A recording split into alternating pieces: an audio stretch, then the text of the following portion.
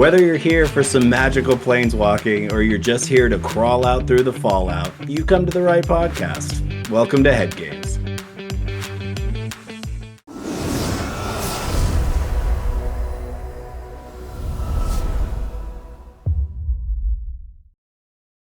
Greetings and salutations, everybody. My name is Zombie Apocalypse. In the Wasteland, they call me Steve.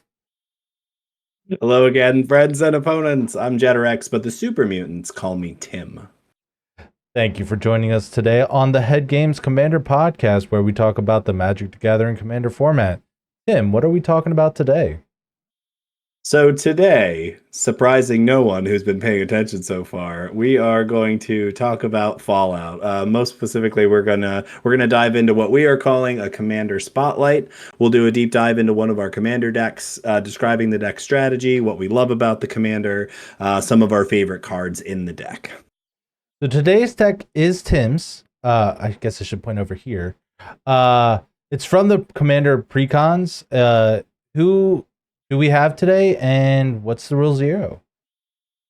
So it turns out I picked this commander pretty early on after the Fallout precons came out, and I am not anywhere close to the only person who is really excited about this commander. It's very widely popular, and it is the Wise Mothman. For those who don't know, the Wise Mothman is a character in Fallout 76, which happens in Appalachia, where there's all these cryptids and monsters of lore. So the Mothman comes to life in the Fallout universe. So the Wise Mothman, the magic card, is 1 in Sultai, black, green, blue, total of 4 mana. It's a 3/3 legendary creature. It's an insect mutant and has flying. Whenever the Wise Mothman enters the battlefield or attacks, each player gets a rad counter. Whenever one or more non-land cards are milled, put a +1/+1 counter on each of up to X target creatures, where X is the number of non-land cards milled this way. Lots of text. It's way easier in practice than it is to kind of like hash out the details of what that means. And we should also talk at least a little bit about what rad counters are. So rad counters are a counter that a player gets, and they trigger at the beginning of your pre-combat main phase. So after your draw step, you resolve rad counters. And so you mill however many cards you have, however many rad counters you have. Each time you get a land, effectively nothing happens. Each time you get a non-land, you lose a life and you lose a rad counter. So with the Mothman on the board, he triggers in that second option. So when lands mill, nothing happens. When non-lands mill, he gets that secondary effect where he's adding +1/+1 counters. So my rules... Go ahead. I have one question. So there's a card specifically that I'm thinking of, Sphinx of the Second Sun, where he gives you a second beginning phase where it's untap, upkeep, and draw. Would the rad counters trigger then too? I would have to look. My knee jerk is no, because I believe that it's actually it's not going off on your draw step. It's going off on your main phase. Oh, is that so? I wasn't sure because of the way it says after your draw phase. So I wasn't sure if I gave myself. So that's tricky, right? And I think then please correct us if we're wrong here. But so when something says that after your draw step, what it's actually saying is at the beginning of your pre-combat main phase. But after your draw step is way less words. Yeah. Okay. So sagas happen like this as well, and I was confused by sagas for a long time because I thought the abilities were going off during the draw step because it says after the draw step, but that's not the case. You are in your pre-combat main phase, so I think that's the case here. So I don't believe it'd be interesting, though. We'll have to look it up after the show. Yeah. So, rule 0 for the Wise Mothman. I built mine with mostly a +1/+1 counters theme. After playing with the commander, it seemed that when you got the commander out and you had good luck with the rad counters, you were getting a lot of +1/+1 counters very quickly. And essentially, it makes the commander, if it's not dealt with, a very lethal threat very quickly. And it happened enough times in just casual pre-con games that I thought to myself, I think you could just build it in this direction. with the plus one counters theme. Because there's also mill going on, because there's also rad counters, you can kind of build on those themes as well with a small reanimator package, with a small benefits from mill package. But really, mine is a plus one counters deck mostly. You know, that is what it's built to do. That's what I would say in the rule zero conversation. Pretty sweet.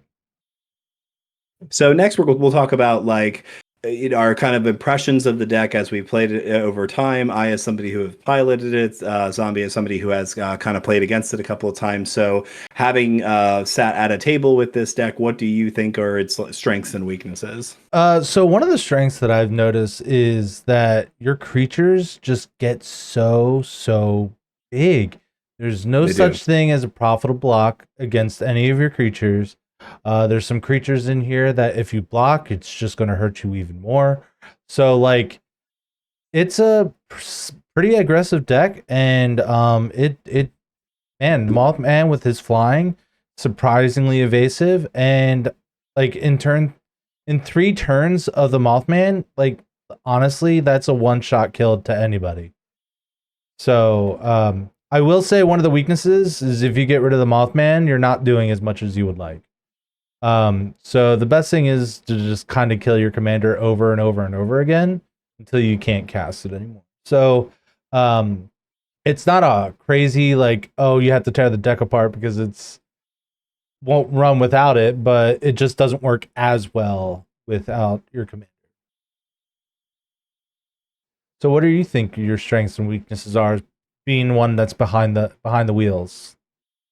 So I agree with your assessment that especially about the weakness that it doesn't run the same way because the commander is designed to mill and to spread counters out. It obviously runs way better when it's there. And I think that like the more I think about it, I build all my decks that way. Right. I think that like as we've gone through this process and you know talked about each other's decks a whole lot, I realized that that's the weakness of all of my decks, and it is one. There's no question, but that is 100% the kind of deck I want to build. I'm not really here to put a commander for its color identity.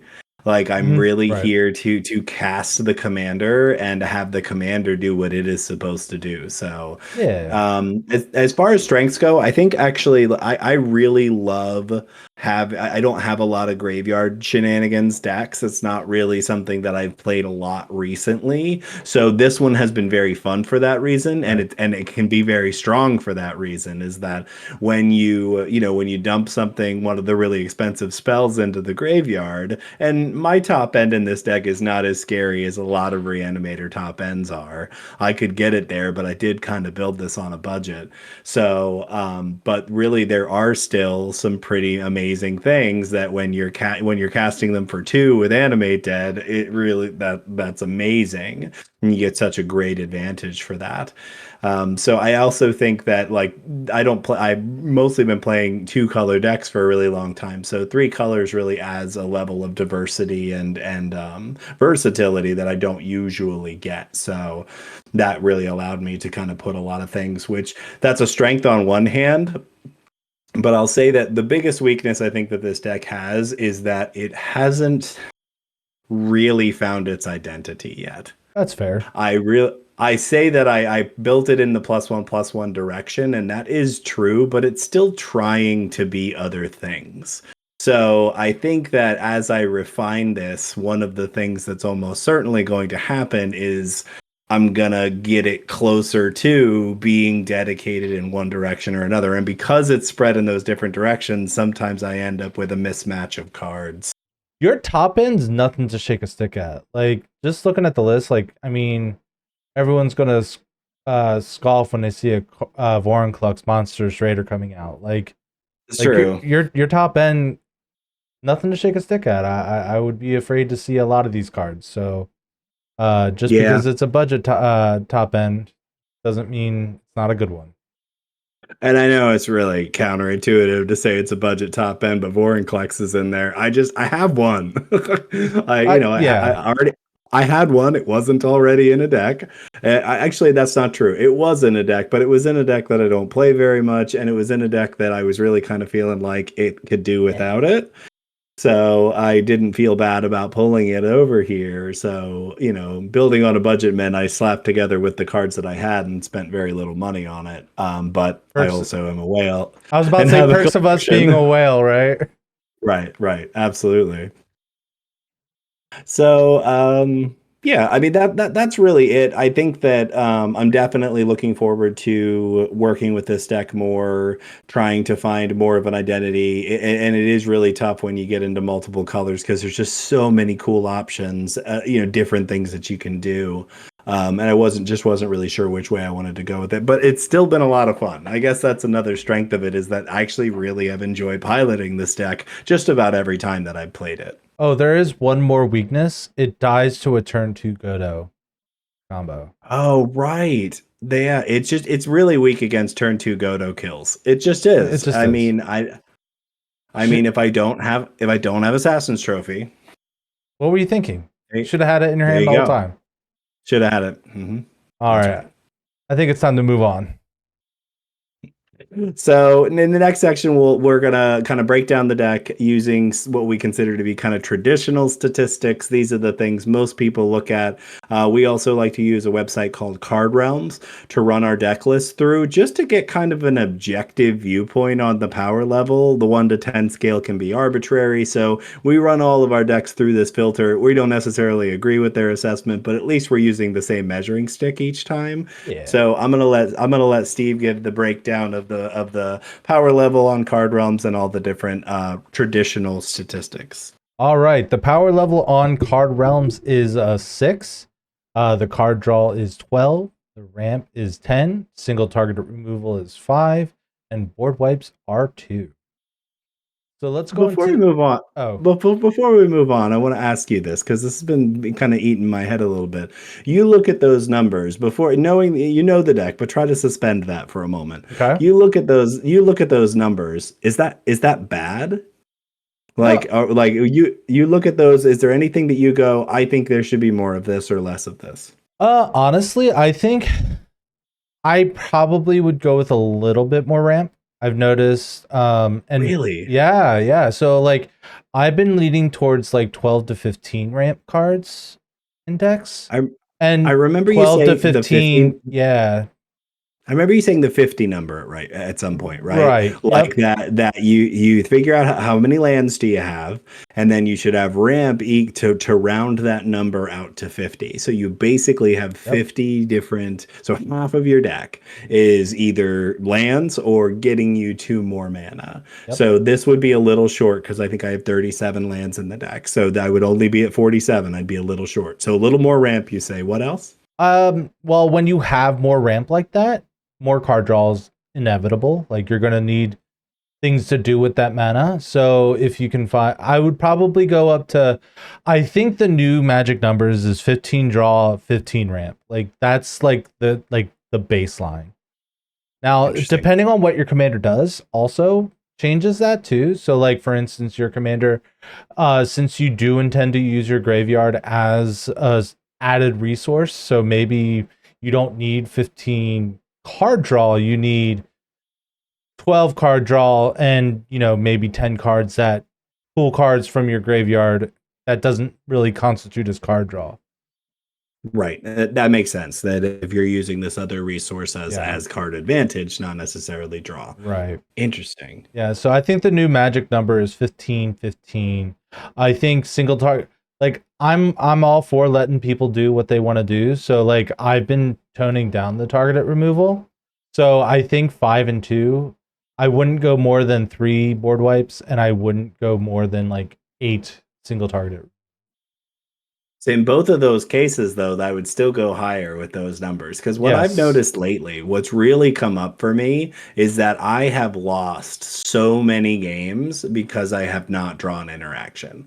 And like Yeah, we've had quite a few games recently where somebody just runs away with the game and nobody interacts with it. right, right. And then, so we played a game the other day and somebody brought it up at the end, like, is anybody else playing with interaction? It's hard to find the Goldilocks zone of this is the right amount of interaction to make the game feel interactive but still fun. Like Yeah. I'm still trying to figure that out, and I'm with you. I really kind of want to let people do what they're doing, but I also don't just want to. I just don't want to just get run over. So Yeah. I'm actually think. Well, so I asked you that question because I feel like I I'm gonna think start eight's putting probably going to be more. sitting where I would want to sit at So because even so that even by that measurement, this is a little light. right, right.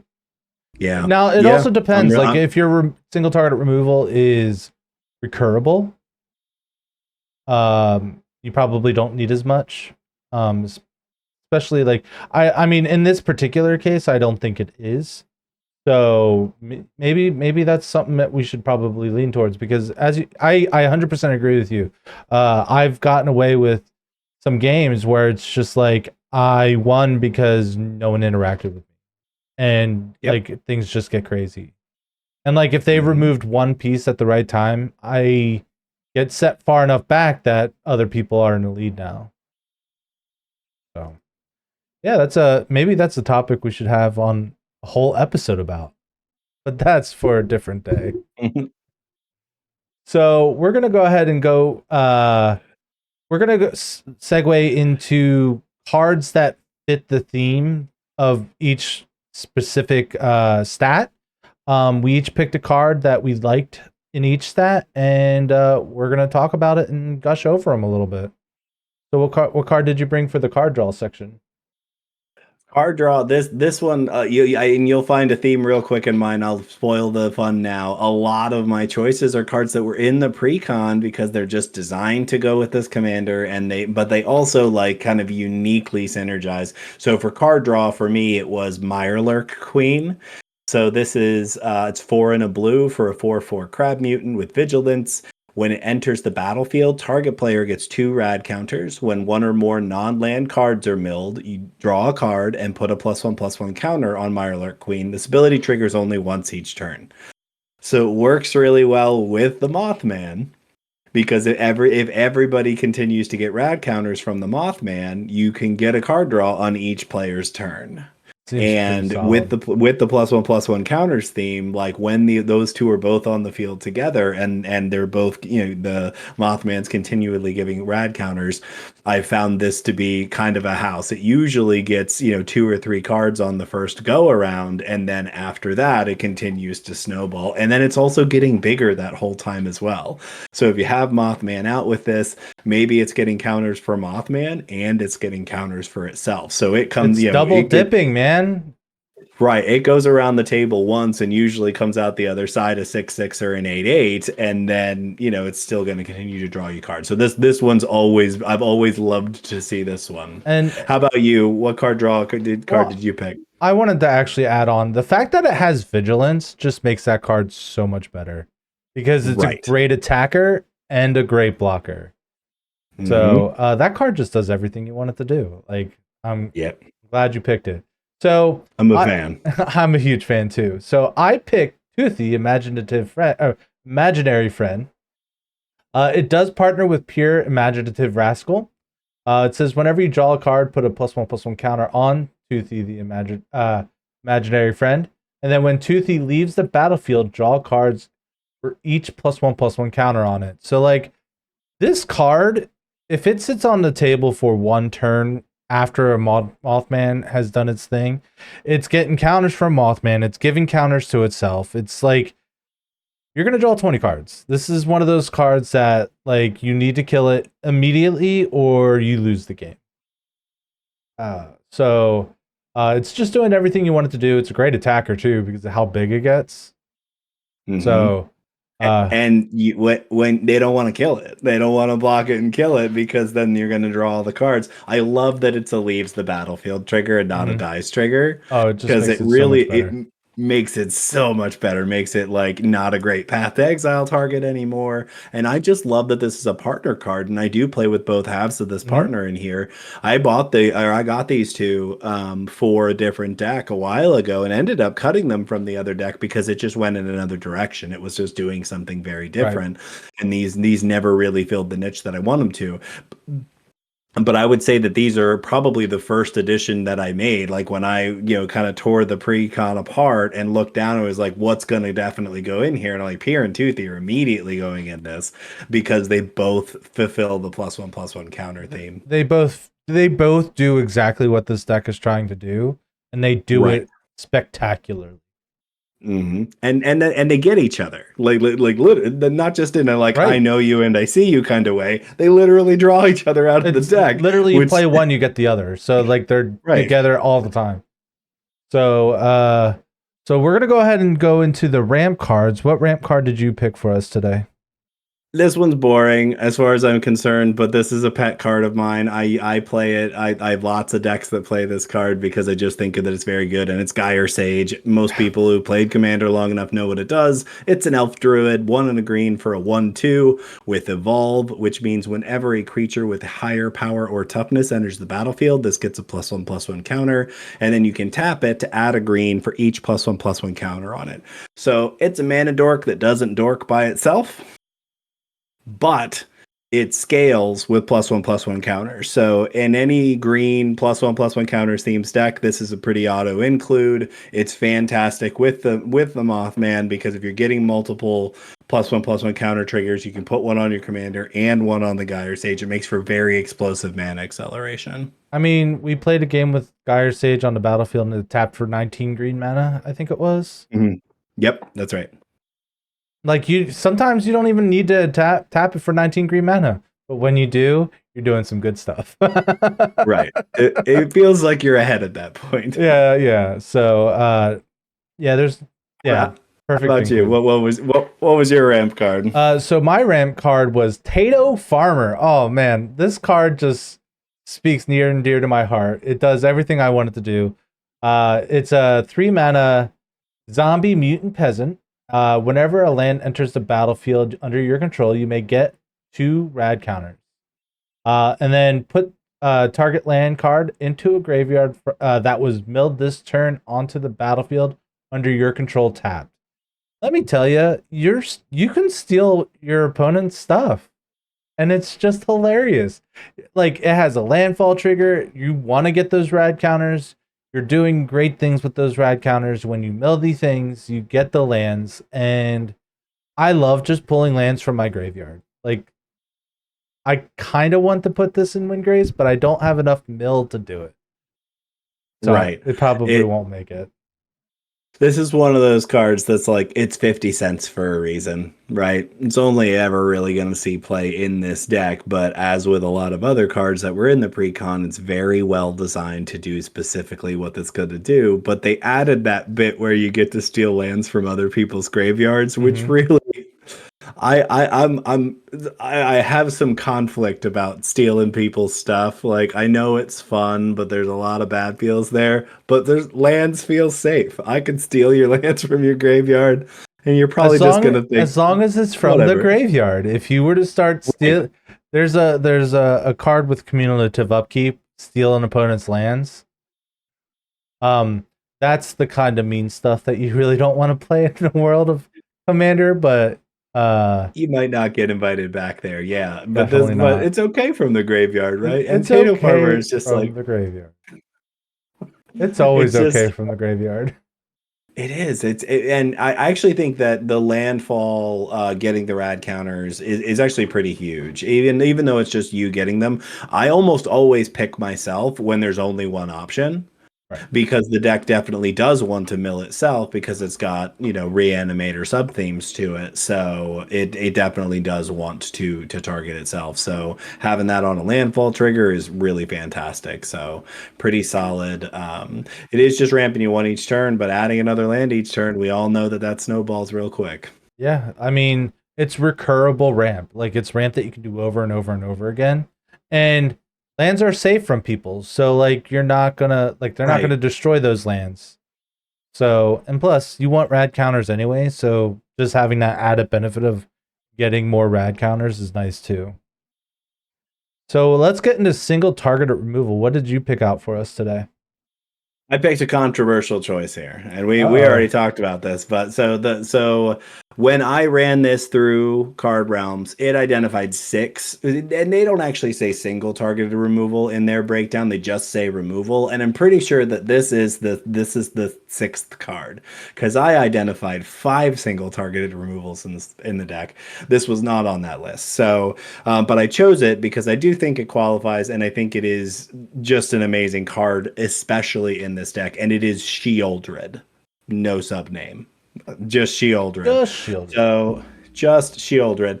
Sheoldred is 3 and 2 black for a 4/5 with Menace for Phyrexian Praetor. When Sheoldred enters the battlefield, each opponent sacrifices a non-token creature or planeswalker. You can pay 4 and a black to flip it to its saga backside. You can only do this if an opponent has 8 or more cards in their graveyard. So, mill themed deck, I can usually get somebody to 8 cards without too much effort. The backside is where it really gets juicy. The True Scriptures is Saga. First chapter is for each opponent to destroy up to one target creature or planeswalker that player controls. So as soon as it flips, it gets that. Second chapter is each opponent discards 3 cards, then mills 3 cards. Last chapter is Rise of the Dark Realms. Put all creature cards from all graveyards onto the battlefield under your control, and then exile the True Scriptures and return it to the battlefield as Sheoldred. So most of the time when I play this card, I actually am casting it and flipping it in the same turn. That's what happened And last night. right, that is backbreaking because everybody sacrifices a non-token creature, which sometimes people have fodder, but sometimes they don't. So sacrificing one non-token creature, because we get incremental or incidental tokens all the time. So skipping over tokens really is impactful. Makes it really But good. then when it flips, I get to target something. So you're sacrificing the one that you choose, but then I'm targeting whatever is left over. And in the game we just played with this, I was also able to proliferate in that same turn. So I was able to get the second chapter as well. It really is like it's practically a win condition at that point. Oh, I you really won that broke game every. because of that, like that At, like at, 9 mana sequence or whatever it is. it's When you're 10. 10, but you won the game because of that 10 mana. Like no question That's asked. right. Yep. And so I see this like, yes, it's not single targeted removal, but it is removal. It is kind of keeping everybody in check, to some degree. But I really see it as a win condition under the right circumstances. So I think it's a pretty amazing card. Yeah, I 100% agree. And it absolutely fits perfectly in this deck. So we're gonna go ahead and go to mine, and I cheated a little bit because it's also a great enchantment. I chose Lockthwain Scorn and Virtue of Persistence. So Virtue of Mhm. Persistence is a 7 mana enchantment. I'll read that in a minute. So this Lockthwain Scorn is a 2 mana sorcery. It says target creature gets -3/-3 until end of turn. You gain 3 life or 2 life. That's really not the reason why I picked this card. But it does target and it does remove creatures. However, I picked it because of the other side. It says at the beginning of your upkeep, this is the 7 mana enchantment side. At the beginning of your upkeep, put target creature card from a graveyard onto the battlefield under your control. A graveyard. Oh my god. I never Mhm. known it said a graveyard until just now. Yeah. I play enough standard that this card it's pretty regular right now. It's Right. it's and it really both halves of this are very impactful in Yep. that kind of format. The removal side of this card is not as impactful in Commander, but there are plenty of juicy targets at 3 toughness or less. I'm saying even Yeah. some commanders. So like it's not without target, and really you can kind of you can be a little wasteful with that first half Right. early in the game because you have the card in exile for the rest of the game. So it's like you didn't actually lose a card in your hand at all, which is what makes adventures so good. Everybody knows that. Adventures are great. We should go on an Hmm. adventure together to the next category. Oh, did you like that segue? We're going to That talk. was We're amazing. we're going to talk about the only 2 board wipes that you have in the deck. So So whatever I want our listeners to know that I actually added a second board wipe, so I would have to I because I only had one in my original Oh deck list. So no. I put this one back in, and I actually think that it was a really good choice to put it back in because again, there was a reason that this was in the pre-con. And what's really fun about this one in the pre-con is the art for this card in the Fallout Precon is a rad toad, and it's amazing. I love it so Adorable. much. So it's Find Finality. It's a split card. The first find is two hybrid black green, so two black or two green or one of each. And it's sorcery to return up to two target creature cards from your graveyard to your hand. So the front half of it gets, if you've milled a lot of cards, you get to pull two creature cards back to your hand. Decent rate for it as well. And then finality is the back half, and that's the board wipe half for a black and a green. You may put two +1/+1 counters on a creature you control, and then all creatures get -4/-4. So not a board wipe that absolutely blows up everything. -4/-4 is usually enough to mitigate most of what's going on. So I do, but it also puts +1/+1 counters on one of your creatures, usually allowing it to survive it. So I think because of the versatility, it's a pretty solid choice for this deck. Yeah, it's a pretty good one. I actually kind of like you can almost look at Find as like a little bit of card draw for you as well. Oh, Because yeah, like you're that's a just good point. drawing cards from your graveyard and you're drawing just creatures. I think cards like that are kind of like, especially that you're getting two for two man, like you're getting two cards. Like I've been hearing a lot of people you referring to like the Tango lands as card draw because you're just drawing a land. Um so I Interesting. yeah, so like when you like put things in certain perspectives, like this is card draw and it's also a board wipe. It's not the board wipe side's a little bit expensive, but most of your creatures aren't going to die from it anyway, so like it seems to fit pretty well. It kind of has the capacity to be one-sided under a pretty narrow set of Right. circumstances, but when it does work that way, I do think that there's probably better options. But I do think that the versatility of it and the being able to use the other half of it when you don't need a board wipe makes Right. it a pretty good inclusion. Right. It's a shame it doesn't have fuse like some of the split Right. cards, right? Wouldn't it be great to do both? Yeah, Man, it'd be that would awesome. make this way better. Why am I not working for Wizards? So Wizards of the Coast, I know you're listening. Um, uh, I'll put my email in the thing below. Just email me with a job offer. I'm pretty sure I'll take it. And Yeah, as yeah, long as it's remote, right? as long as it's remote, I'm kind of stuck where I'm at. You know, wife, kids. I'm pretty sure they don't want us to move to California. Right, right. So how about tell us about the only other board wipe in the deck. So the only other board wipe in the deck, and it's like a gem. I love this card. I'm putting it in Wind Grace. Like that's how much this card is amazing. It's also just a win con too, if you have enough mana. So the card we're talking about is Nuclear Fallout. Each creature gets, sorry, it's 2 black and X for a sorcery. Each creature gets twice -X until end of turn. Each player gets X rad counters. Reason why it's going in Wind Grace is because if I do this for 40, people are dying. And they're all going to die before me. Because if they don't die, I might die. But I have plenty of land. Yeah, We'll be all right. you'd But it be all is right. nuclear fallout. Like that, like it, the name says it all. And it's just a great card. I love this card a lot. I think it fits in a lot of decks, not just this one. Yeah, if you're in a black deck and you also want to be filling your graveyard, as well as everybody else's, because black decks can pull from other people's graveyards, as we just talked about. And so, yeah, it has that extra benefit for sure. So this a lot of people peg this pretty early on as an all star, just an all-star printing that this card had a lot of options for other decks as well. So obviously it was already in the precon. No reason not to keep it there. It's built for this deck, so it was the obvious include. Well, so I'm going to compare this to another card, Black Sun Zenith, where I think Black Sun is 2 black and X. And yes, it's X counters, but this does double. So for just 3 mana, you're giving all creatures -2/-2. Like Right. it scales so well, and you can just do it for the amount that you need it. So you can have your stuff live and everyone else's stuff die. Yeah, It it's right on scale mutilates, with mutilate, and it, languish, yeah, or languish specifically. Sorry.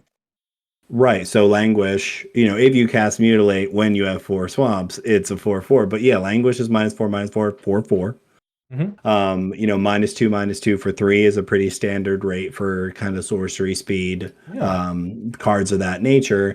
But as soon as you get to X's 3, now you're -6/-6. That's probably everything on the board. 4 is -8/-8, almost certainly everything on the board. So yes, it it scales scales incredibly so well. well. Hmm. And imagine in that game, whether I had the Gyre Sage that has 19 counters on it, I could probably cast a nuclear fallout Yeah, that doesn't kill my Gyre Sage, and it kills but everybody all else. but it kills everything else. Yep. Oh, it kills everyone too. Like 20 rad And then it kills counters. everyone. 20 Hmm. rad counters is nothing to cough at. And who knows? Maybe I have strong out and I'm gaining life when I mill cards. Who You knows? know, who knows? Who knows? But we're going to get to strong later, aren't we?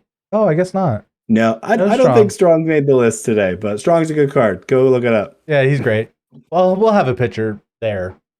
Anyway, so we're gonna go ahead and go into we're gonna go into the spotlight of the themes of the deck. So what are the themes or goals of your deck? So again, I like my definitely tried to go in a +1/+1 counters thing, but I tried to break down like the 4 different areas where I dedicated cards to, because again, with Mothman, so the first one's mill, because cards that just generically mill with the Mothman on board create +1/+1 counters. So mill is its own kind of sub theme. Obviously, cards that improve your ability with +1/+1 counters are important to the deck. So that's the second theme. Graveyard recursion. Reanimating creatures became the third sub theme, because I was already dumping a bunch of cards into my deck. It made sense to do some graveyard shenanigans. Right. And then finally, rad counters as its own theme, because really you want to make sure that you do have, because as you pointed out, if the commander isn't there, you really do still want to be giving rad counters out because you want to be milling, you want everyone else to be milling. Yep. I think. So the first one is Mill. So the card I picked for this is again, it's kind of a new pet card of mine. I like this card a lot. And it's called Blossoming Tortoise. It's from Wilds of Eldraine. So it's 2/2 green for a 3/3 turtle. When it enters the battlefield or attacks, mill 3 cards and then return a land card from your graveyard to the battlefield tapped. Also has some other stuff. Activated abilities of lands you control cost 1 less. Land creatures you control get +1/+1, which I don't think I actually have any in the deck. Which as soon as I put this card on the list, I was like, maybe I should. Maybe I should put them in here just because the tortoise is in here. This card really it ramps you when you cast it almost always. If you've already got some lands in your graveyard, especially if you're playing with fetch lands, Mhm. this card's very good. So it's a 4 mana ramp card, but also mills you cards, and then if you get to attack with it the next turn, you get to do it again. So it's that repeatable thing we're always talking about, where you get repeat value from Right. it. I just think it's very solid for the rate. So I was actually looking in your land section. I only noticed 3 activated abilities of things for your lands. Karn's Bastion is being one, Oh, which is a really good one where it just makes it a one cheaper and it makes it nice. Uh, then there's Metropolis. Sorry, Mariposa Military Base. But that gets cheaper with rad counters anyway. And then the last one, this one's a doozy. It's Zagrath Trirome. You can cycle it for 2 instead of 3. never cycling that card. I'm just saying you can. You never know. It is. You might be desperate enough, I do. No, I do know because it is the first card that gets fetched every single time. but Like it's there it. are there are 3 fetch lands in the deck, and all of the ramp spells dig for a forest. I get Yeah. it every game. Oh, I know you do. I'm I know. never cycling that card. But point still stands. I didn't think about that. Karn's Bastion for cheaper is pretty cool. Yeah. Yeah. And I'm gonna go back up and look at the card again. Before I. Because I think it also kind of ramps you too, doesn't it? Yeah, it ramps you. It does. It ramps you. Yeah, absolutely. 100%. You have to have a land in your graveyard. But So, you're as I milling said, three, so you're milling three. I do play with fetch lands. I actually like, I opted not to play more than the ones that were in color. You can do that right. in any deck, really. You can play whatever fetches you want as long as they're getting the basics that you want. Which means you in a three color deck, you could play up to seven of them. Right. But I really just put the three that were on color just because I hate It's also shuffling my expensive. deck. Oh, It's expensive. it's expensive. I have them and I could Yeah. put them in every deck if I wanted to, but I just there's some times where it really doesn't make sense to. But this one it did. There were a couple of cards with landfall on it. This card works very well with it. You have Conduit of So Worlds too, so like you're never gonna miss your yep, land drop. So that's right. it all makes sense. So we're gonna go ahead and go into mine. We're gonna go into like the milliest of most milli staple of all time, and that is Mesmeric Orb. It's a 2 mana artifact. Whenever a permanent becomes untapped, that permanent's controller puts the top card of his or her library into his or her graveyard. Man, like this thing, like you drop it, everyone's milling 6 or 7 that turn because you're not gonna drop this on turn 2.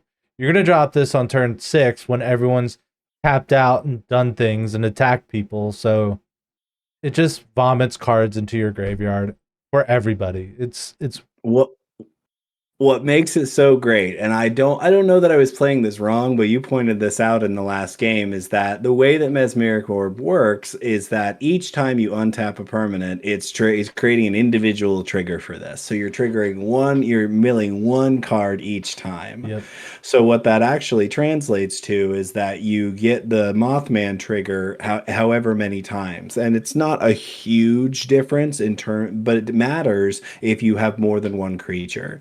Because the way the Mothman is worded, if you get three non-land cards milled and you only have one creature, you only get one counter. If they right. get milled at the same time, because these triggers are individual, you would get all three. So it really like it works better than most other mill effects because they're single instances of milling. It may seem like a small thing, but I promise in practice it actually is very terrifying. It is absolutely sick nasty. So but yeah, it's a classic staple that you see in all mill decks. So what can you do? It's very funny to me. This has happened to me a lot lately. I'm very much a hater of Mill. I hate losing to Mill. It's definitely one of my least favorite, one of the cringiest things that I can experience in the game. And lately, I have been playing a lot of Mill. I played a standard deck that was a Mill deck, and I kept saying to Zombie that I had become the thing I swore to destroy. Mm-hmm. And this deck is a, but I don't beat people by milling in this Oh, deck. you beat Milling people in the it. face with a giant Mothman. That's exactly right. The milling is just a pathway to getting a giant Right. Mothman to kill people with. And So I the think people are plus okay one with that. count. Yeah, I'm okay with that. The plus one counters theme. The card I picked here, it also doubles as a ramp card, but it has the added benefit of increasing plus one counters, and it's Kami of Whispered Hopes. This is two and a green for a 1/1 spirit. If one or more plus one counters would be put on a permanent you control, that put that many plus one counters plus one are put on that permanent instead. So it adds an additional plus one counter whenever one is being placed. So when one or more is being placed. So if you're putting three, doesn't double them, just adds one more. Three goes to four. Hearted So that's scales what type effect, yeah. very much so, but it's on a body, and Kami of Whispered Hopes taps and adds X mana of any one color, where X is its power. So this, like Gyre Sage, scales as it gets more counters, but it also can create any color. So it's more expensive than Gyre Sage. It actually doesn't have a way to add counters to itself. It just has that latent ability. So it's a little harder to get going, but it still is very, very good because it increases the number of counters that all of your creatures are getting. And Mothman's gonna do Mothman things, so Right. So best case scenario, this is out, Mothman's out. Mothman's putting counters on both of them. This is making those counters additional. So if I'm getting one or two triggers from this guy, instead of putting one counter on each of my guys, I'm putting two on each of my guys. alrighty. So the card I picked is Marcus Mutant Mayor. He is a Very five good. he's a 5 mana 4/4 vigilance trample. Which might not be a bad thing to put in my Indominus Rex Alpha. Like that's some pretty good keywords over there. Anyway, It's not bad. whenever a creature you control deals combat damage to a player, draw a card. If that creature has a +1/+1 counter on it, if it doesn't, put a +1/+1 counter on it. So Yep. it's not going to put a whole bunch of +1/+1 counters, but it's going to draw you cards, and I think it's solid. I love It it. yeah, And it does. It qualifies in this category for sure. That if you don't have the counters yet, which sometimes you don't, if you don't have the counters yet, it does that. It starts that train, but then it turns those counters into more cards later on. Like this, every time that I've gotten this, it's drawn me a boatload of cards. It's terrific. yeah. I like Marcus And better. it's a threat itself. As you Yeah, pointed out, vigilance and trample means as this thing gets bigger, it gets scarier, and you still get to hold it back as a blocker. It's terrific. true story. Yeah, vigilance is way underrated. So we're gonna especially go. especially especially in commander, like, right, like they, I mean, I know that like there's just really, it makes it so that you can be more aggressive and not have to, because you're not just worrying about kickback from one person, you're worried about it from three people, Right, so you're way more disincentivized to attack, and vigilance completely removes that. There's no reason not to at that point. right. So we're gonna go into the last section here, and we're gonna talk about the rad counter synergies. What cards did you pick out for us today? Are we going to skip graveyard recursion? Did I miss that? Oh, I totally missed that. We're gonna do graveyard recursion. I'm good at Yeah. podcasting. The card that I picked for Graveyard Recursion, once again, one of my favorites. If I'm in these colors, this card's going in the deck, and it is the Scarab God.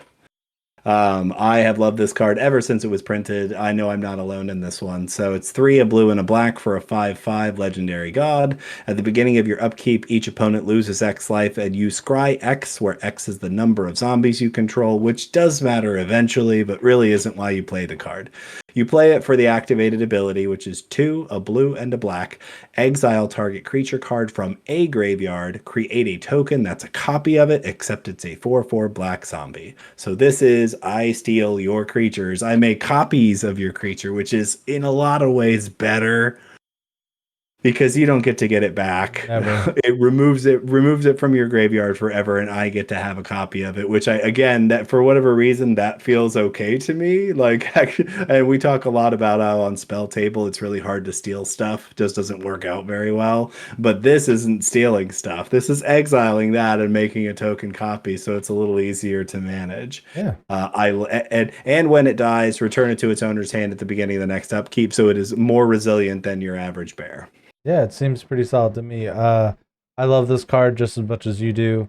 I think you love it more, but again, like just the fact that you're exiling any creature from any graveyard it's graveyard hate too. And It is. now you get to also just get the best creature out of everyone's graveyard. And so what if it's not a bajillion or whatever? A 4/4 is nothing to shake a stick at either. And who cares if, your 4/4 is, a strong or the Gitrog monster or something like that too, where it's just like their power and toughness doesn't matter because they're going to get huge from what you're doing, and B, Right. like their abilities are so strong that it doesn't matter. Like you're getting them for their abilities as well. So Uh, I was torn on what to choose because I really love Muldrotha, the Gravetide. I was half tempted to pick that, but that's just a good Sultite card to begin with, and I was like, I don't really want to talk about that. I wanted to talk about the Master Transcendent. Okay, this guy is 1 and Sultai for a legendary artifact creature mutant. Whenever the Master Transcendent enters the battlefield, target player gets 2 rad counters. And then put target creature card in a graveyard that was milled this turn onto the battlefield under your control. It's a green mutant with base power and toughness 3/3. So it's limited when you can do it, but since everyone's milling so much already with what you're doing, it's gravy train. I was actually thinking about building this commander and having like untap effects like voltaic key and I'm running like a whole bunch of clones too. So just like legendary clones that can copy it or whatever. I think it would be a fun commander to run as its own, but I think for what you've built, Mothman is way better for what you got. But this card is really, really good as well. It is. It just it in a vacuum, and I say this a lot, in a vacuum, this card actually does a lot. You know, if it is the only thing that you're playing, you give yourself the rad counters. Very, at least in this deck, I play a very high amount of Mm-hmm. creatures. You know, what am I at? 38. So like Hot very diggity high damn. likelihood. Yeah, very high likelihood that I'm milling a creature in those two cards. So this is tapping to reanimate the next creature the following turn. And even if it's like it doesn't matter what it is, you are just it's tapping to put a creature into play. So and that's just the floor. The Right. ceiling is ridiculous because if you've got Mesmeric Orb and people are milling half their libraries, like you're getting the best card out of somebody's library on their turn. So Right. it's the ceiling is very high for this card. Yeah, I like it a lot. It's just a lot of fun. So we're gonna go ahead and now we're gonna go ahead and get to the rad counter synergies. What The card? final category. What do we got today? All right, so I picked Screeching Scorch Beast, and I have to make a note here. The Screeching Scorch Beast is terrifying in the game. In Fallout 76, the Screeching Scorch Beast will murder the heck out of you the first time you run into it, and you will not know what's happening because you will run away from it because that's what you do at first when you see something you've never seen before, and it hunts you down and murders you. It's so great. It's been a long time since I've had that happen in a game, and I loved it very much. Screeching Scorch Beast is it's 6 mana, 4 and 2 black for a 5/5 bat mutant. It has flying and menace. Mm, When it attacks, each player gets 2 rad counters. nice.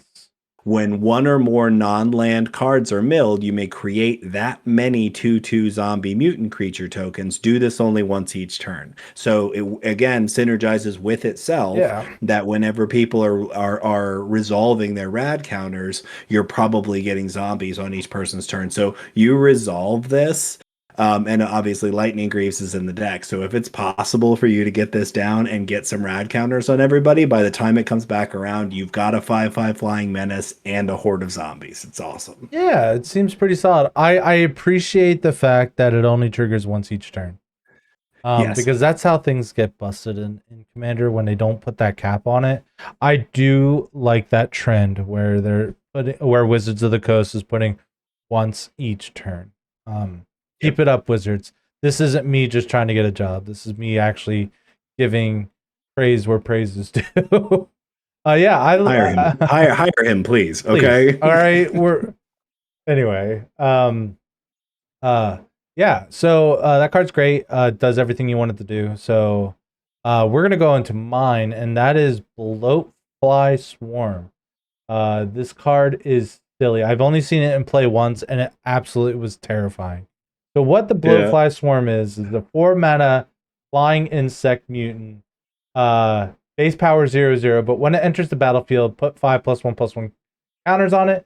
If damage was dealt to blowfly swarms while it has +1/+1 counters on it, prevent that damage, remove that many counters from it, and give each player a rad counter for each +1/+1 counter removed this way. Oh my god, it's insane because then you mill, then you put counters back on it. It was so hard to deal with. And the fact that each player gets the rad counters just makes it insane. You would think that these little bloat flies that you don't have problems with in the game, actual Fallout, isn't a problem. But in Magic the Gathering, bloat flies swarm is terrifying. It's Yeah. I mean, 5/5 flyer for 4 is pretty good on curve as it is. Mhm. 5/5 flyer on curve that also is really hard to remove because if you mentioned before about profitably blocking, you can't profitably block this thing.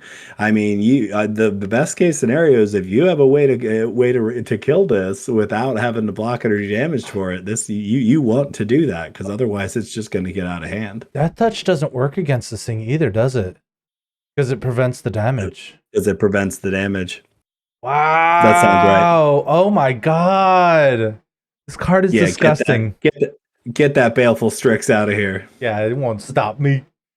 Anyway, yeah, so that's all the cards that we picked out for the stats, and we're gonna go ahead and pick out cards that we wanted to maybe put in the deck that we thought of after the deck was built. So what card did you pick out? So this one just came to me and it requires some explanation. So it is from the newest set from Outlaws of Thunder Junction. The card is Tiny Bones Joins Up. So this is a 1 black legendary enchantment. When it enters the battlefield, any number of target players each discard a card. So in Commander, that means you're making all of your opponents discard a card. Seems like a small thing. I promise that it's not. That the second line is whenever a legendary creature enters the battlefield under your control, any number of target players each mill a card and lose a life. So I'm curious, having played this deck a little while now, if I could potentially move towards a more legendary based creature base. I think Zombie did a little counting. You came up with what'd you say, 16 or 17? Something like that, yeah. Well, 16 in the main deck, 1 in the command zone, Yeah, right? I So think that's what it was. 17 legends, 70% of the deck is creatures. So out of 38 creatures, that is actually, it's still less than half. But only a little.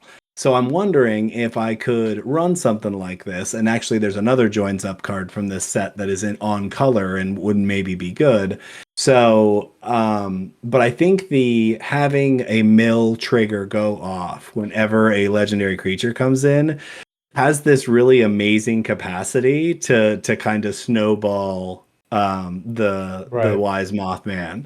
Is that so I cast a creature, everybody mills, everybody who milled a non-land card puts a +1/+1 counter on one of my Yeah. creatures, and if I can kind of have more than one creature go off, and this would trigger multiple times with a mass reanimation effect. So it's just something I'm kind of kicking around. I really wanted to try and include a new card, and I think this has got some possibility. I mean, the fact that you're also recurring your creatures too, so you don't have to necessarily cast them. Like even That's like right. if you Scarab God them into play, they're still legendary. That's right. So like you might see the same card like 6 or 7 times, and you're getting that trigger 6 or 7 times. So, and the fact that it only costs one, it's the upfront cost isn't much for you. Like it doesn't really cost you It's, anything to do it. it's true. Hell, you could And even pull a I land out for it. I do think that I would want to up the amount of legendary creatures in my deck, but again, I built this deck out of opportunity. Like I built it Yeah. out of cards that I already had around. I'm pretty sure that I could find legendary versions of a lot of the things that are in here. Like there's definitely some things that I would want to keep that are non-legendary, Oh, of like course. Scorch Beast. And just off the top of my head, Gyre Sage, Kami of Whispered Hopes, but I really do think that if I could up the legendary count just a little, this and I'm getting other people's legendaries from their graveyards as Hmm. well. Yeah. So I'm curious on this one. I think it could. It doesn't hurt to try it, right? Right. So So how about you? What do you think I should add? we talked about this several times. We talked about it in episodes before when we were talking about the Mothman. And the card I picked was the Get Rog Monster. We just love this card so much. Uh, he is a 5 mana legendary frog horror. With he's a 6/6 death touch. At the beginning of your upkeep, sacrifice the Get Rog Monster unless you sacrifice a land, and you may play an additional land each turn. Whenever one or more land cards are put into the graveyard from anywhere, draw a card. The amount of cards you will draw from this thing, because it's not uh it's better for smaller instances of mill. Like if you have 10 rad counters and you mill 8 lands, you're only going to draw one card anyway because it's all Right. happening at once. But Mesmeric Orb, you're drawing every freaking time. Yep. So much card draw. Love this card to death. It should go in every green black. I try to squeeze this in every green and black deck I have. Doesn't always Yeah, it make the really. cut, but I love this card. Honestly, I was so amazed when you put this on the list that it wasn't already in there. It seems very obvious that it should always have been in there. And again, there's rad toads in the game, so it really even thematically works. Everything about the Get Rog Maybe monster that's why fits he's into so this thing. big. Radiation, Yeah, probably. we got we got the lore on the Getrog monster. Now you got to You heard just it here first. ride him into victory. Yep.